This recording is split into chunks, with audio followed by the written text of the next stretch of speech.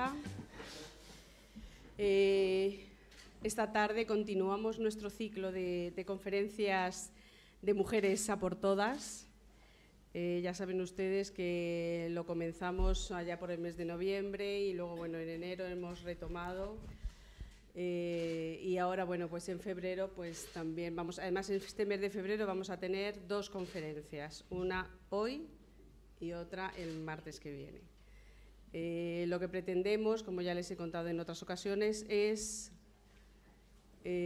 sacar a la luz, destacar la labor de todas aquellas mujeres que a lo largo de la historia han hecho muchas cosas en el mundo de la cultura, en aspectos sociales, en el poder, etcétera, etcétera, etcétera, y que no son conocidas.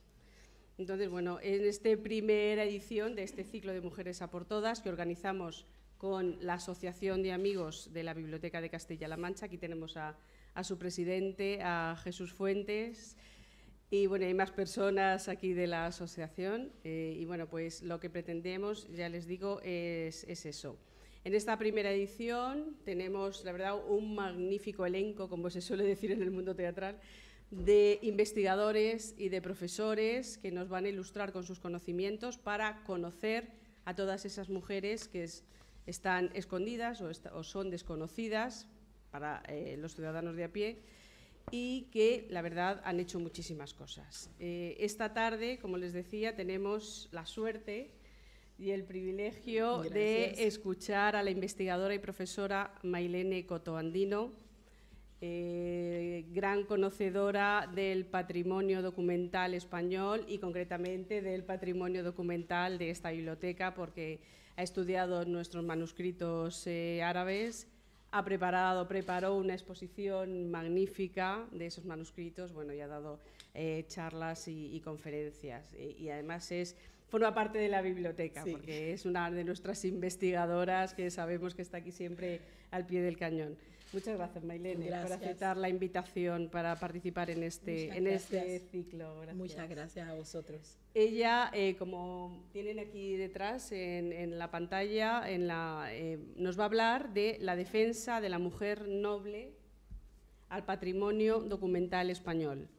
Bibliotecas de mujeres. Qué interesante conocer esas bibliotecas de mujeres que a lo largo de los siglos estas mujeres han sido las guardianas, las que han sido capaces de preservar todo el conocimiento en estas magníficas bibliotecas y que se puede descubrir a través de documentos de archivo, de testamentos, de protocolos, etcétera, etcétera, que también conoce nuestra querida Mailene.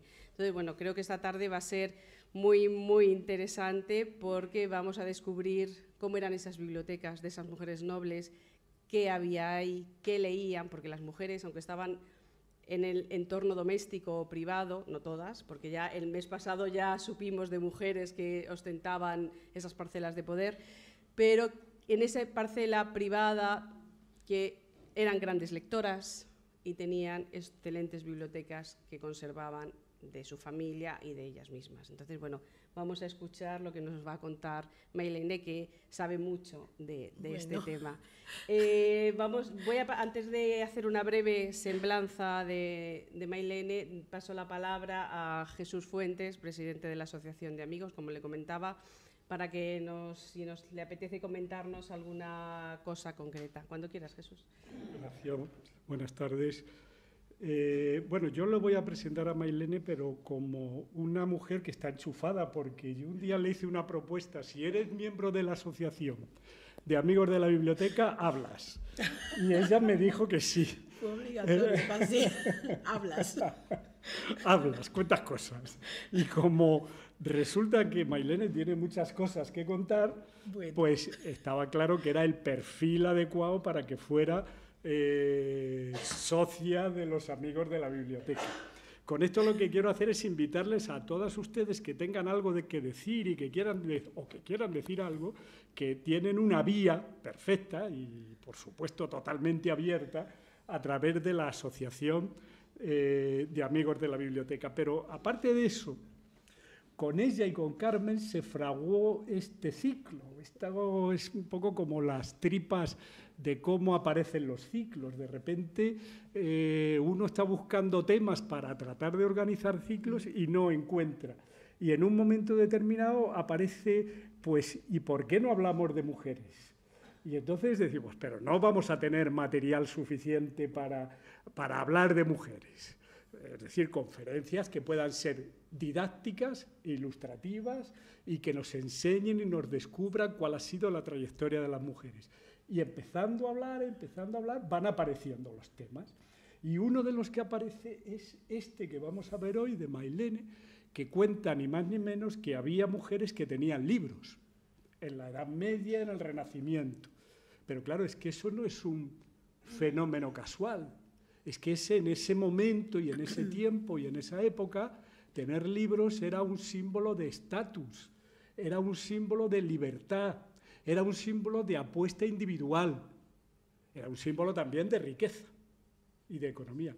Y claro, eso nos pareció que era absolutamente deslumbrante. Tenemos otro preparado para más adelante, porque ya no nos da tiempo con Mailene, que es hablar de las mujeres y la poesía negra.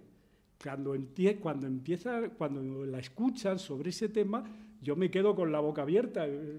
Y por eso cuando estamos ya preparando el siguiente ciclo, estamos pensando precisamente en eso, porque ella sabe mucho de muchos temas relacionados con las mujeres. Bueno, pues este ha sido el secreto de este ciclo. Pero por si acaso nos quedábamos cortos, pensamos, bueno, mujeres reales y mujeres de la fantasía, mujeres de la literatura. Es decir, la literatura no inventa, solo transmite o crea en la ficción o traslada en la ficción a mujeres reales. Entonces pensamos que era una buena mezcla en la que podríamos terminar el ciclo sin saber qué es real y qué es fantástico. Nos parecía que era una buena apuesta confundir realidad con fantasía, y más en este mundo en el que estamos, en el que casi todo es demasiado prosaico. Así que queríamos hacer esa apuesta de fusión, realidad, fantasía, un poco, si han visto algunas de las películas de Woody Allen, lo suele hacer con mucha frecuencia. Les citaré la más famosa, la Rosa Púrpura del Cairo, donde el protagonista sale de la pantalla y establece una relación con la espectadora. Bueno, pues un poco ese es el modelo que nosotros hemos querido trasladar a este ciclo. Y para eso, lógicamente, lo que queríamos es tener gente que pudiera hablarnos a la fantasía y a la realidad. Bueno, pues esto que son el secreto de este ciclo es lo que Mailene va a interpretar hoy. Ya ha habido otras intérpretes que lo han hecho además magníficamente, pero desde luego hoy Mailene lo va a hacer muy bien. Así que si ustedes quieren sumarse al núcleo o al grupo de esos que quieren mezclar la mujer con la realidad y con la fantasía, apúntense a la Asociación de Amigos de la Biblioteca y nada más. Muy bien, Jesús. Muchas gracias, Jesús. Bueno, voy a hacer una breve semblanza de Mailene, aunque muchos de ustedes ya la conocen, y voy a ser breve porque la queremos escuchar a ella, estamos deseando, y bueno, he hecho un resumen de su espléndido currículum, que es realmente magnífico. Yo te doy la enhorabuena. Gracias. Por tu trabajo. Bueno, Mailene Coto Andino es licenciada en Estudios Hispánicos y en Educación por la Universidad de Puerto Rico. Tiene también máster en Estudios Hispánicos, especialidad medieval y siglo de oro. También tiene estudios de doctorado en Literatura Árabe Hispánica por la Universidad Complutense de Madrid. Es especialista e investigadora de manuscritos árabes, aljamiados y latinos conservados en bibliotecas españolas, doy fe de esta biblioteca, francesas y de Oriente Medio, a través de la Fundación Ortega y Gasset y del CSIC. Ha obtenido la beca de investigación Fulbright de Estados Unidos en varias ocasiones. Además, es miembro de la Cátedra de la UNESCO, Sociedad y Patrimonio, y miembro del proyecto Memoria del Mundo desde el año 2012. También es miembro de la Universidad de Oxford, Mesa Redonda, desde el año 2018. Ha dado clases de gramática y literatura española en la Universidad de Puerto Rico y es profesora en la Universidad de Castilla-La Mancha, en los campus de Toledo y Talavera. También es profesora de inglés y formadora de exámenes de certificación en esta universidad, en Castilla-La Mancha. Es autora de múltiples artículos y libros relacionados con los manuscritos árabes custodiados en esta biblioteca, con los libros plúmbeos del Sacromonte de Granada y con la enseñanza del árabe en siglos pasados. De estos temas y de bibliotecas, de mujeres nobles y patrimonio, ha dado conferencias en toda España y en diversos lugares de Europa.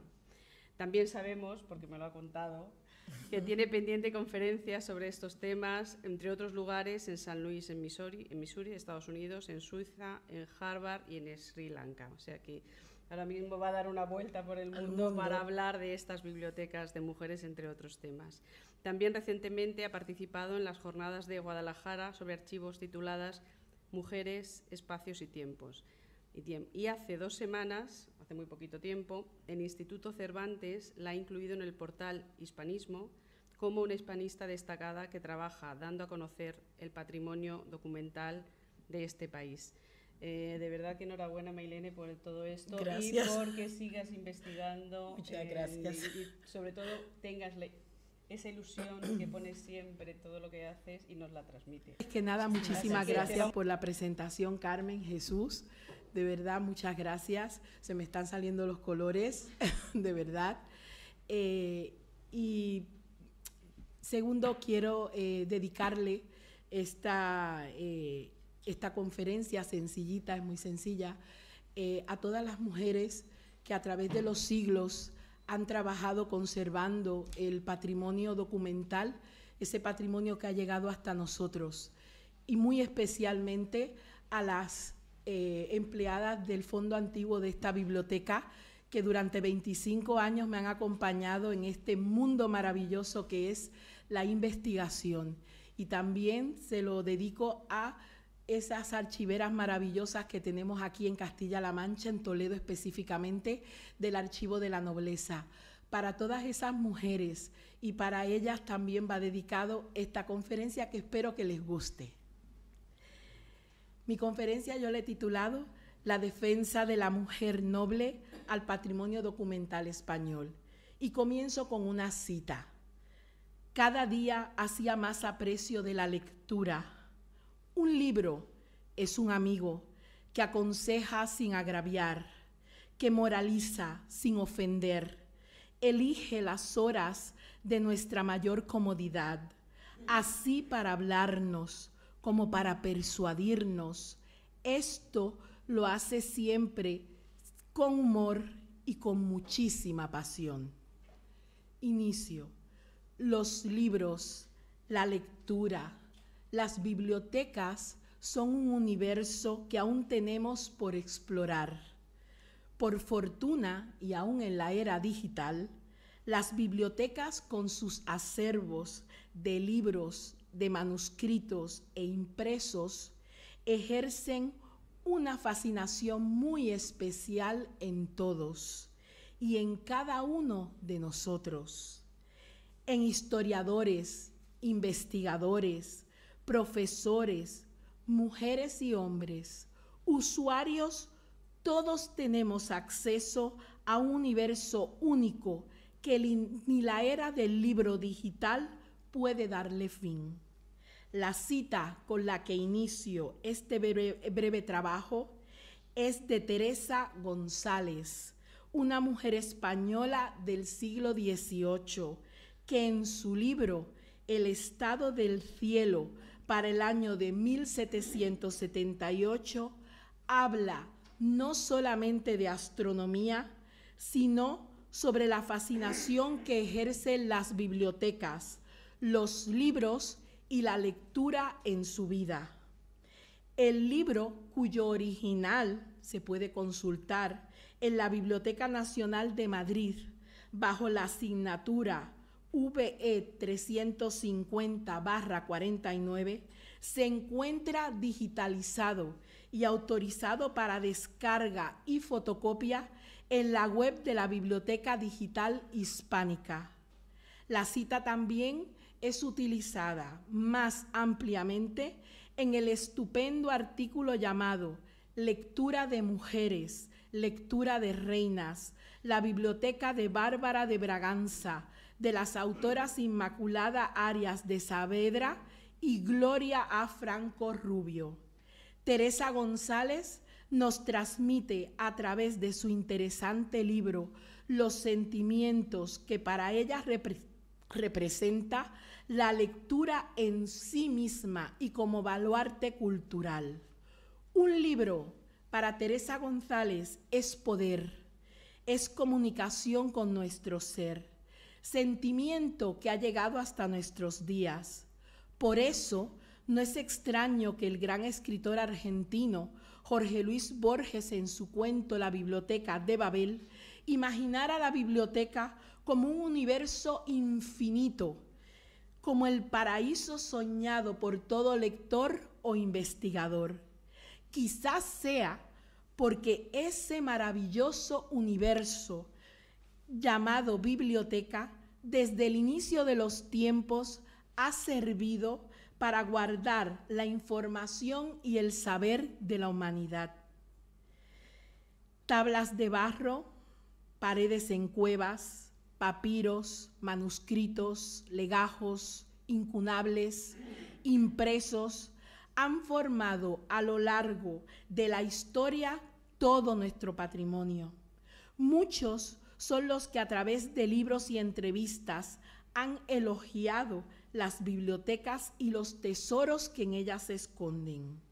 Célebre es la frase de Raimundo Lida, profesor de la Universidad de Harvard, importante hispanista y experto en la literatura del siglo de oro español, que en una de sus últimas entrevistas y hablando acerca de la importancia de las bibliotecas y sobre todo las bibliotecas de las mujeres nobles, manifestó que el acervo que contiene la biblioteca de Widener, ubicada en la Universidad de Harvard, es tan grande que justifica el descubrimiento de América. Lo cierto y verdad es que esta biblioteca es la segunda biblioteca del mundo que contiene la gran cantidad de manuscritos españoles fuera de nuestra tierra. Las bibliotecas, en resumen, reflejan las transformaciones políticas y sociales que la sociedad ha vivido a lo largo de los siglos.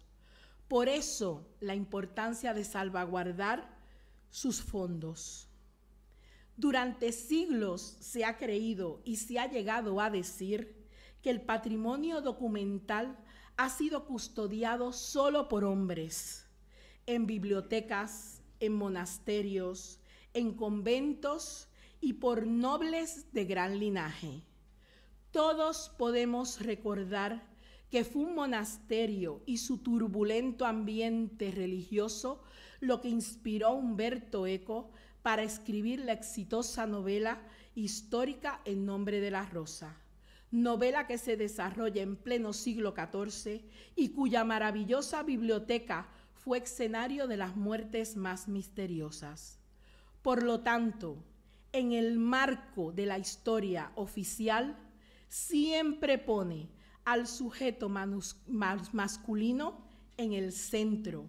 Es él y solo él quien se supondría ha determinado y ha decidido lo que históricamente se ha conservado, recordado y transmitido generacionalmente. Incluso quien ha dispuesto lo que se puede leer, lo que se debe prohibir y lo que no se debe publicar. Y en España tenemos grandes ejemplos.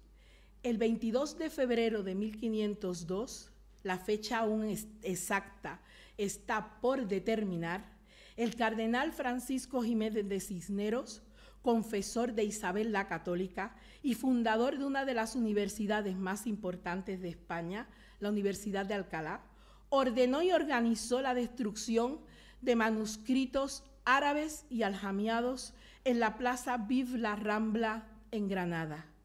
El acto, muy controversial, según palabras de Daniel Eisenberg, en su artículo Cisneros y la quema de manuscritos granadinos, está muy bien documentado, pues la descripción la ofrece el notario e íntimo amigo de Cisneros, Juan de Vallejo, que en ningún caso es el famoso arquitecto que reconstruyó la nave central de la Catedral de Burgos.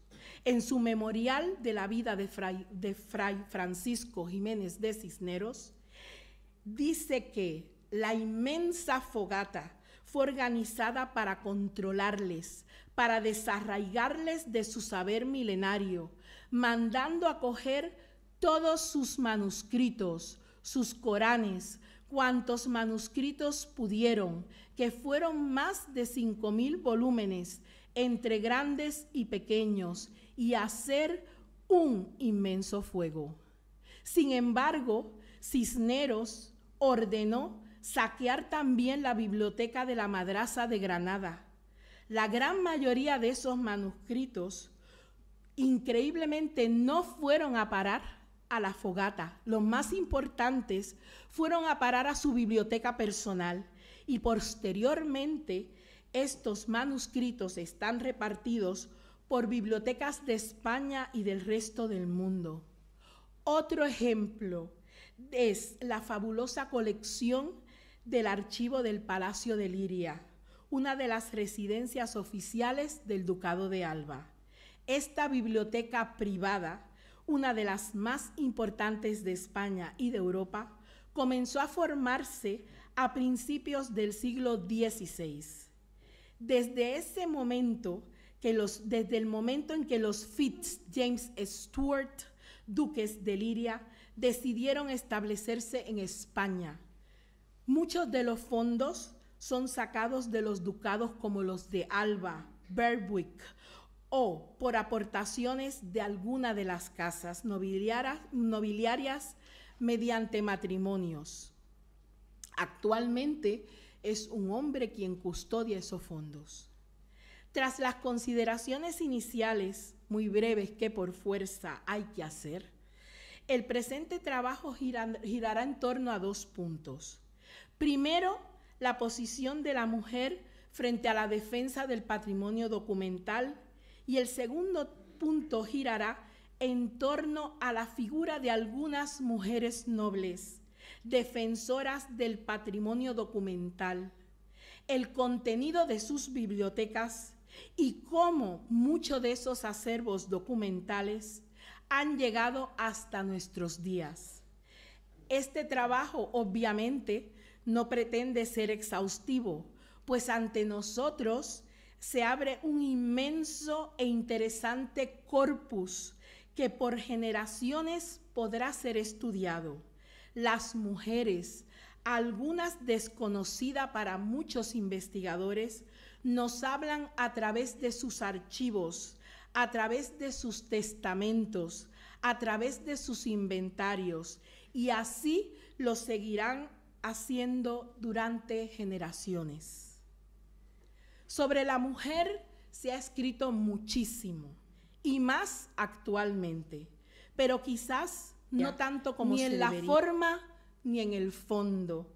Sin embargo, sobre la mujer noble, escribir acerca de la defensa suya a la cultura no es tarea fácil, pues cabría preguntarse primeramente, ¿cuál fue el rol que la mujer representó en la defensa del patrimonio documental a través de los siglos? Pero sobre todo, ¿qué papel jugaron las mujeres nobles en esta defensa? Es posible que muchos manuscritos tan importantes como la Yurrumía, la gramática árabe que se dice utilizó Martín Martínez de Cantalapiedra en sus clases de árabe y de hebreo en la Universidad de Salamanca, y por la que también se dice que fue condenado, terminara custodiada, escondida y protegida en la biblioteca de una mujer noble? O aún más, ¿puede ser posible que en un arca de pino otra mujer noble atesorara una Biblia que había sido propiedad de un mercader judeoconverso llamado Rodrigo Alonso Cota? La respuesta es rotunda y es sí. Es posible que muchos de estos manuscritos aún se encuentren en bibliotecas públicas y en archivos de nuestro país. Sí, y muchos conservan el sello de sus casas. Según Simone de Beauvoir, en su libro El segundo sexo, toda la historia de las mujeres la han hecho los hombres. Ellos han creado los valores, las costumbres, las religiones, y jamás las mujeres le han disputado ese imperio. Yo difiero muchísimo leyendo los inventarios de estas mujeres. La mujer sí ha disputado ese imperio desde sus palacios, desde el recinto de su hogar, desde sus bibliotecas.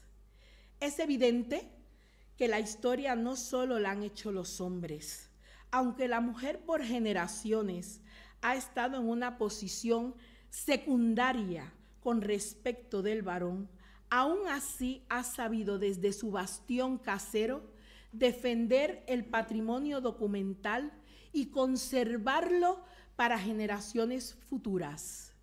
Tales son los ejemplos muy antiguos, como Hipatia, la directora de la Gran Biblioteca de Alejandría, o Fátima Al-Firilla, también conocida como Al-Firilla, fundadora de la primera universidad del mundo, de esto hace más de 1000 años, y de la biblioteca más antigua del mundo, que conserva manuscritos con más de 10 siglos de antigüedad, y que actualmente la restauración de esta fabulosa biblioteca se ha completado este año y está ubicada en Fez, y se puede consultar, cualquier investigador, cualquiera de vosotros puede consultar esa biblioteca. Y en España, país del que voy a hablar, tenemos a Walada bin al-Mustafi, mejor conocida como Walada Omeya, la última princesa del esplendor andalusí, descendiente de Abderramán III. Walada, mujer, princesa, controversial, escritora y libre, muy libre en una sociedad que la condenaba a vivir escondida. Se dice que Walada poseía una de las mayores bibliotecas de la época, llena de manuscritos, entre ellos de poesía. No podemos olvidar que Walada fue amante del poeta Ibn Saidún. En la sociedad de los siglos medios, el saber se reservaba para unos pocos. La mujer noble, en su hogar, no escribía tanto como leía, pues para la sociedad el manejo de la pluma para ellas era innecesario y en muchos casos hasta peligroso. Sin embargo, la mujer perteneciente a la nobleza era poseedora en sus bibliotecas personales de libros que no eran solo de santos, preceptos morales o Biblias. Es la conclusión a la que estoy llegando yo y a la que llegaron también los historiadores del Instituto de Estudios Gallegos, organismo dependiente del CSIC de Madrid. En este estudio se habla del poder de las mujeres en la Edad Media, la transmisión del conocimiento y la importancia de sus bibliotecas y archivos. Y es la conclusión a la que humildemente sigo llegando yo. Pero, ¿cómo era la sociedad en la que estas mujeres se desenvolvían? La sociedad estamental a la que estas mujeres pertenecían y desarrollaban su vida era terriblemente desigual. Los derechos y los deberes variaban según su función, su pertenencia a determinado sexo y linaje. La mujer, en términos generales, era considerada desde la más absoluta legalidad un ser menor de edad, cuya vida giraba en torno a la tutela del varón de la casa, sea padre, abuelo, hermano, esposo o hijo. Sin embargo, la mujer noble, por el hecho de pertenecer a un estatus totalmente diferente, tenía garantizada educación y un estipendio económico que por linaje o por dote le pertenecían. Esto le daba un margen muy amplio de diferencia con respecto a sus iguales de menor clase social, aunque durante siglos la mujer ha tenido que convivir y luchar por erradicar los ideales femeninos en los que estaba encasillada desde la Edad Media, como la virtud, la belleza perfecta, la virginidad, la obediencia ciega a su superior siempre varón. Muchas nobles lograron y lucharon por conseguir y mantener su papel en la sociedad tan rígida de aquellos siglos. Muchas tomaron las riendas de su vida, su casa, la economía de su familia, de mediadoras de conflictos y de dirigentes de todo un estado señorial. Tales son los casos de las mujeres que brevemente cito a continuación. Y vamos a comenzar con Guiomar de Meneses. Solamente he traído los dos inventarios más importantes, porque si me lío a traer inventarios no terminamos nunca. Así que vamos a comenzar con el de Guiomar de Meneses.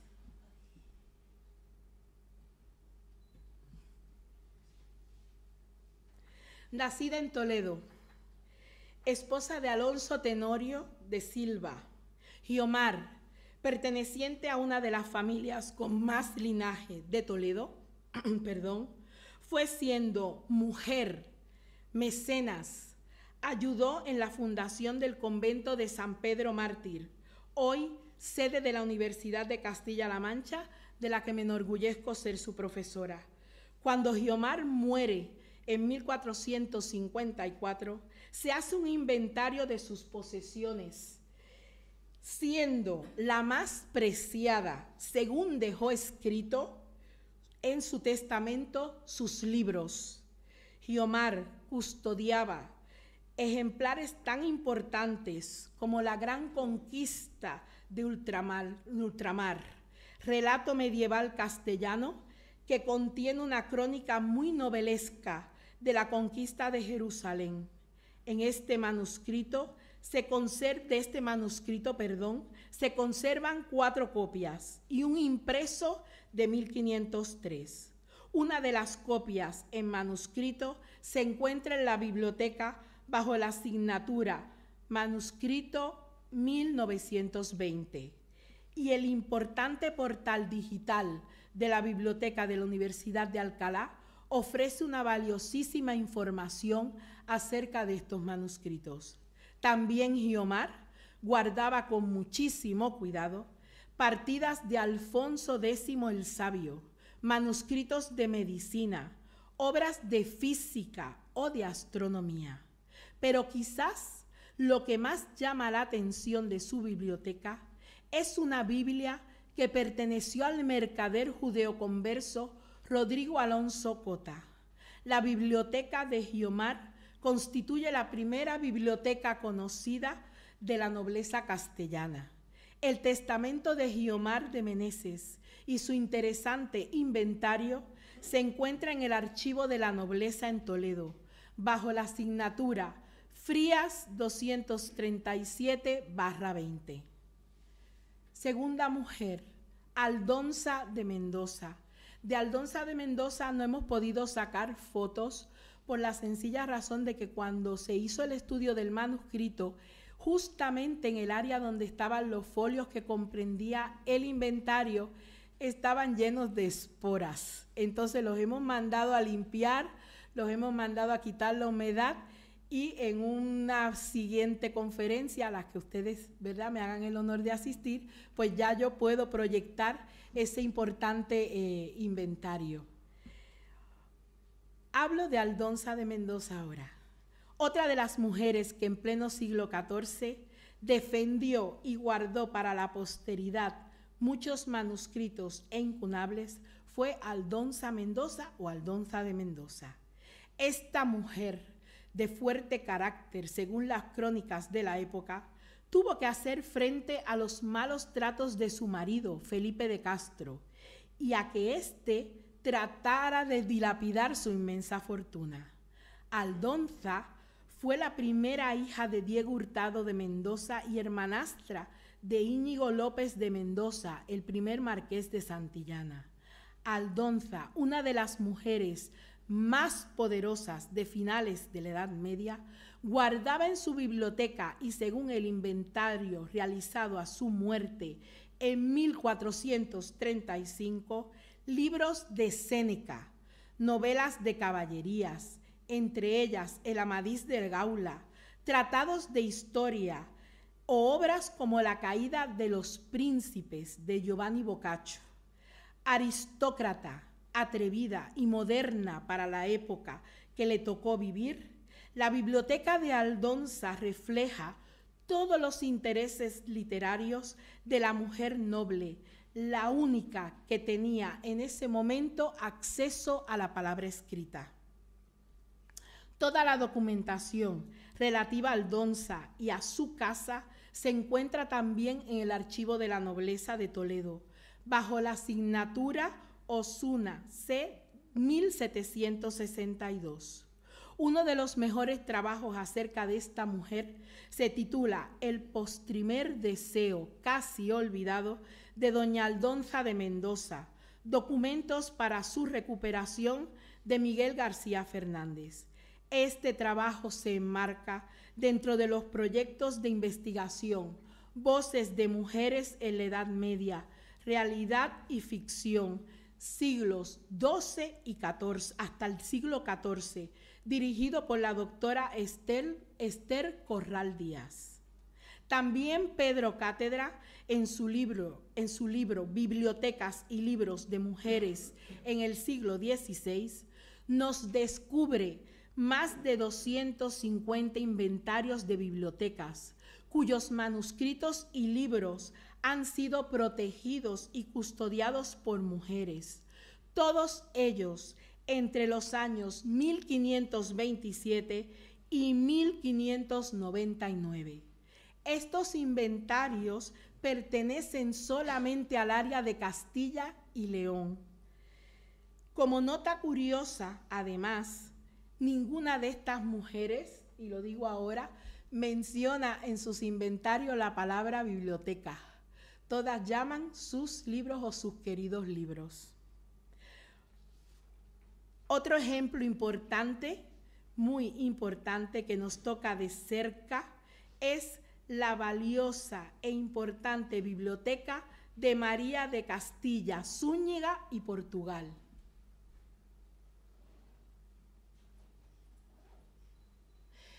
Este inventario es inmenso, quizás es el segundo inventario más grande del que hemos tenido noticias. Voy a pasar las diapositivas de parte del inventario para que ustedes lo puedan observar.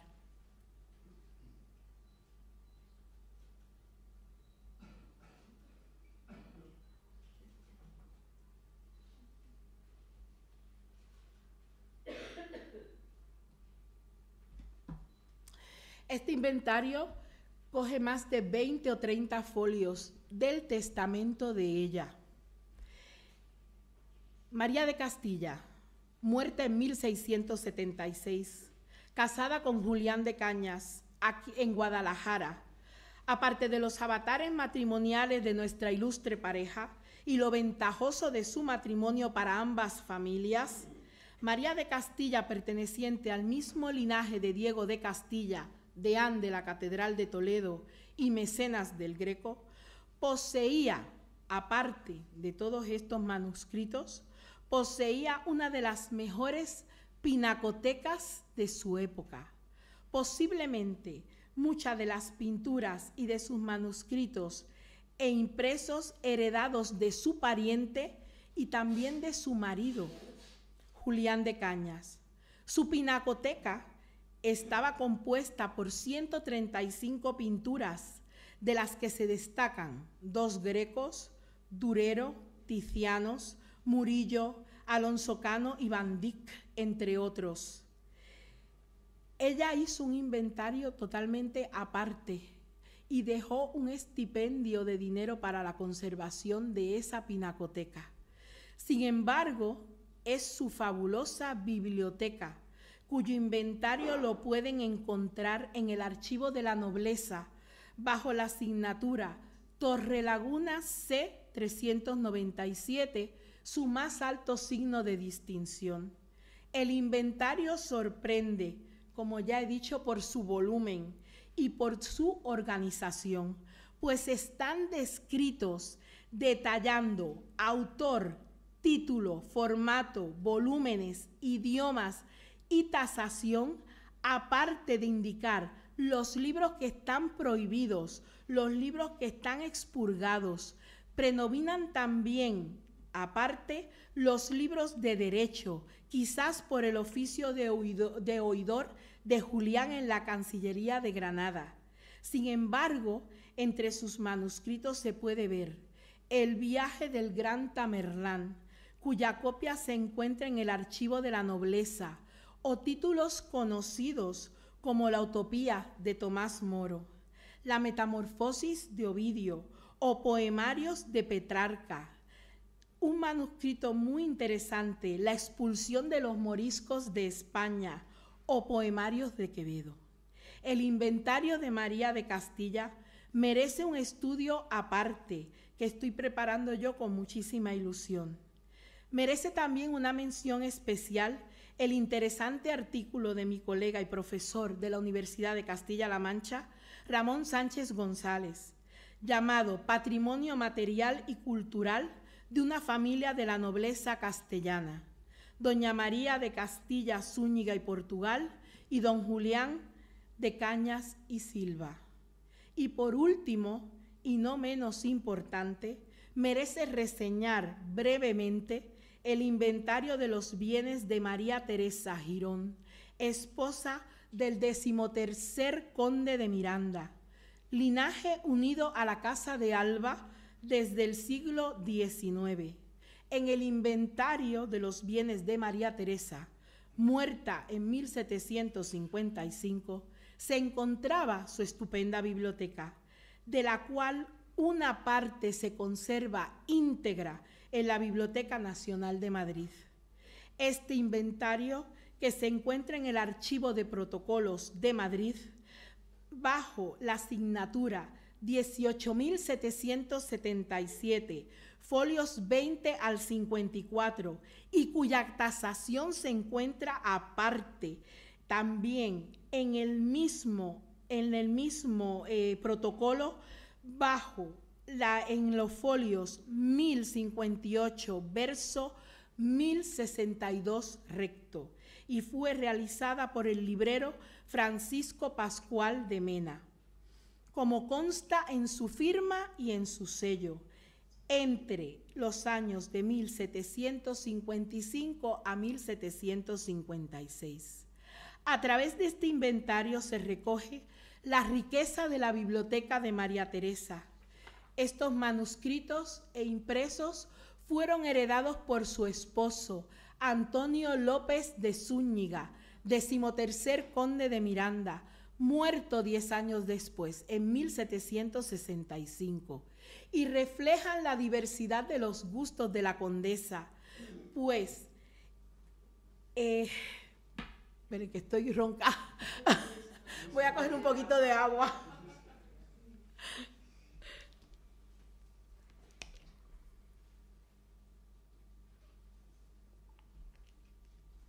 Gracias, perdonen. En ese inventario están el libro de horas de Alonso de Zúñiga, servidor de Felipe II. En la actualidad, este libro constituye una de las joyas bibliográficas del archivo del monasterio de San Lorenzo del Escorial. Aparte de poseer ella también tomos del Quijote, de la Metamorfosis de Ovidio, tratados de Platón, un manuscrito titulado Traducción latina y castellana de los libros de plomo hallado en el Sacromonte de Granada, cuya asignatura actualmente en la Biblioteca Nacional es 6.637. También tenía el vocabulario arábigo, que también se conserva en la Biblioteca Nacional, bajo la asignatura Manuscritos 7.888. Y también Ella poseía la famosa Yurrumía, manuscrito cuya asignatura actual es manuscrito 7887. La gramática por cuya utilización se presume condenaron a Martín Martínez de Cantalapiedra, famoso profesor de la Universidad de Salamanca, compañero de Fray Luis de León, a las cárceles de la Inquisición. El inventario de la condesa de Miranda constituye el tercer inventario más amplio hasta ahora conocido. Estas mujeres que he citado aquí son un pequeño ejemplo del inmenso e importante corpus que se abre ante nuestros ojos. Todas y cada una de ellas, y las que me quedan todavía por estudiar y las que quedan por estudiar, eran mujeres fuertes, resistentes, defensoras de la cultura desde el lugar privilegiado en el cual les tocó vivir, y defendieron la cultura y la palabra escrita más allá de la muerte, muchas dejando estipulado en sus testamentos cantidades de dinero para salvaguardar ese patrimonio documental suyo por generaciones hasta llegar a nosotros. La condesa de Miranda es un ejemplo de ello. No solo eran madres de reyes, príncipes o condes, eran visionarias en una época en la que la palabra escrita, como ya hemos dicho, estaba reservada solo para unas pocas. Agradecida estoy de que sus bibliotecas y sus manuscritos hayan hecho nacer el mío. Muchas gracias.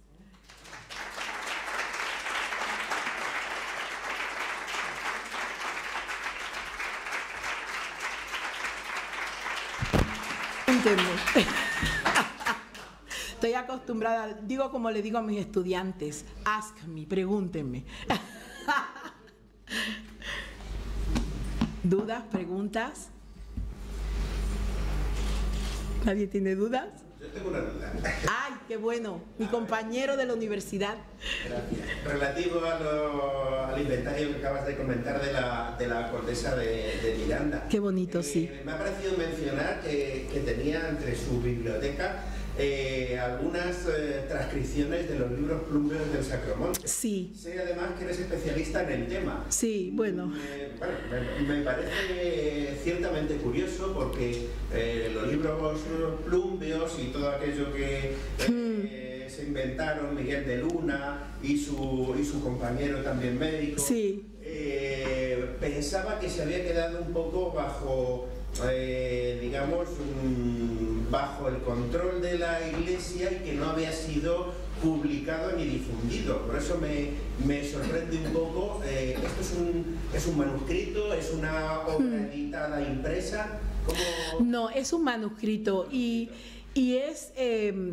muchas gracias por tu comentario y tu pregunta porque es muy interesante. Hace unos años, específicamente hasta el año quizás hasta el año 2003 o 2004, a partir del estudio de Haggerty Fox, que se titula Los libros plumbios del Sacromonte de Granada, se creía específicamente que esto había sido, se habían quedado muchos manuscritos bajo custodia de la Iglesia. Sabemos que la Santa Inquisición pues se incautó incluso de los libros plumbios y los mandó para Roma. ¿Y los devolvieron hace menos de 10 años? Yo participé en la devolución en el año 2001, tuve el placer de participar de la devolución de los libros plumbios en el Arzobispado de Granada. Increíblemente, muchos de los inventarios de los nobles más importantes de la época contenían manuscritos de los relacionados al tema de los libros plumbios del Sacromonte. Recuerda también que muchos de estos nobles tenían familias dentro del Tribunal de la Santa Inquisición. Pasó con la Yurrumía también. O sea que los condes de Miranda, tanto como otras familias nobiliarias, se incautaban de esos manuscritos porque sabían la importancia que tenían. Entonces, estaban totalmente escondidos dentro de sus bibliotecas. Al morir, estos nobles, sobre todo en este caso María Teresa de Girón, pues ella dejó estipulado increíblemente también dinero para la conservación de todos estos fondos. Entonces estaba este manuscrito, estaba ya la Yurrumía, había muchísima gramática árabe también, que no era la Yurrumía, glosarios con vocabulario en árabe, increíblemente también traducido del árabe al castellano o al latín.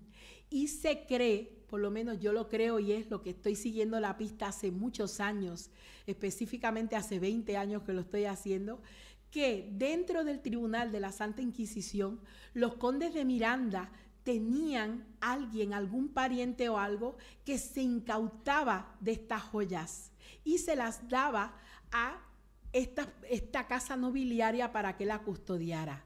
Lo cierto y verdad es que este conde, esta biblioteca tan interesante, este archivo pasa al siguiente conde y es el siguiente conde el que la dona a la Nacional, pero íntegra, totalmente íntegra esta biblioteca. Y entonces la asignatura que se le impuso en aquel entonces cambia en nuestros días hasta pues la 7887, 7888, todos en secuencia, pero se cree que todos esos van en un mismo paquete. Muy interesante. Muchas gracias. Pregúntenme tu pregunta, de verdad. A ti por la detallada explicación. Gracias. En relación al mismo tema, sí, de los libros plumbios, sí, el famoso pseudoevangelio de Santiago, que se los Antesifón recoge el manuscrito, lo traen aquí, bueno, toda la historia que es ya tan divertida.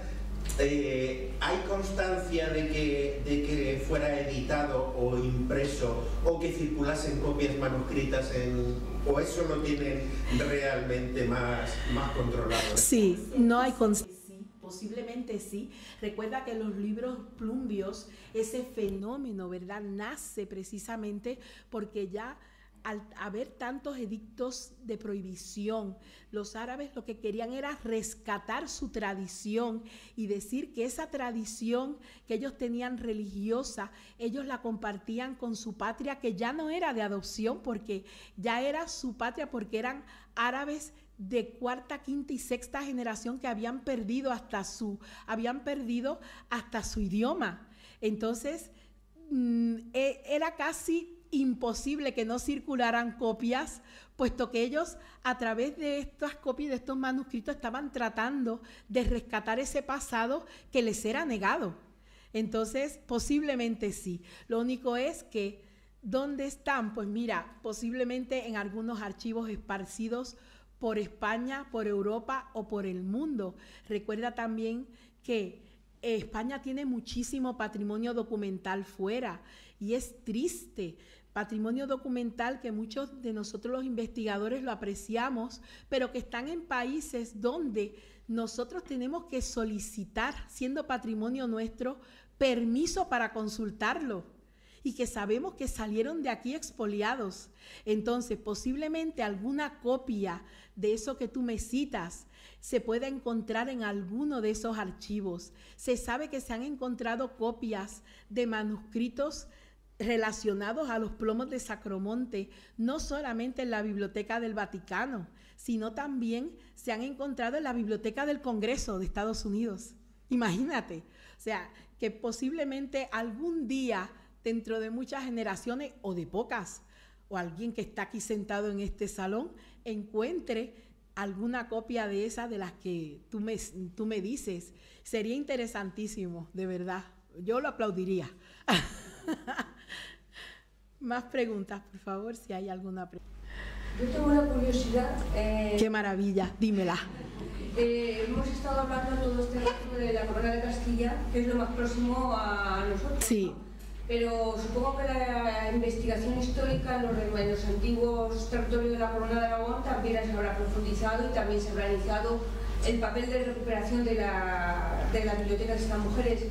Se han visto también muchas mujeres, muchas bibliotecas también se han estudiado, mejor dicho, muchas bibliotecas en estos territorios? No hay constancia. Mira, te voy a decir de dónde nace este estudio. Este estudio nace a partir de un libro que coge 250 inventarios que hay en el archivo de Valladolid. En el archivo ahí están esos inventarios, nadie los había estudiado y él los compendia en Castilla y León. Entonces, este estudio, este interés por las bibliotecas de las mujeres nobles nace ahí. Actualmente en Castilla-La Mancha sí hay también investigadores que en el archivo de la nobleza también están investigando el acervo de estas mujeres nobles.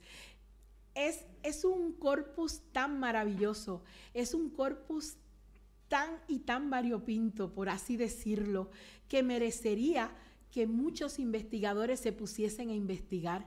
Y yo insto a muchas personas también a que los consulten, porque consultando esos inventarios le damos la voz que ellas querían a estas mujeres, que de verdad lo que querían era conservar y que se conservara ese patrimonio documental. No se consta en Aragón, no se consta increíblemente tampoco en las provincias del sur. O sea, no tengo documentado ningún estudio que avale, ¿verdad?, que se vea que están estudiando el inventario de mujeres nobles. Sí se sabe, era una noble, pero muy antigua, Gualada, ¿verdad?, esa princesa del esplendor andalusí, que los cronistas de la época, porque Gualada, para la época que le tocó vivir, era tan sorprendente, era tan atrevida, ¿no? Era una mujer que se presentaba ante las personas, hombres y mujeres, con la cara al descubierto. Gualada bordaba los nombres de sus amantes en una túnica y ella se paseaba por toda la ciudad como castigo porque la habían dejado. Entonces sí se sabe que Gualada sí tenía un archivo y una biblioteca fantástica, porque los cronistas de la época lo recogen, pero esa biblioteca, desgraciadamente, ese archivo está o esparcido o está perdido para siempre. Eso es lo único que yo te puedo decir del sur. Y de Aragón, pues vuelvo y te repito, no hay constancia. De verdad, a lo mejor alguien en la sala lo sabe, pero yo he investigado y hasta el momento no. ¿Más preguntas, dudas? Bueno, pues si no hay dudas, se levanta la sesión. Gracias por su asistencia.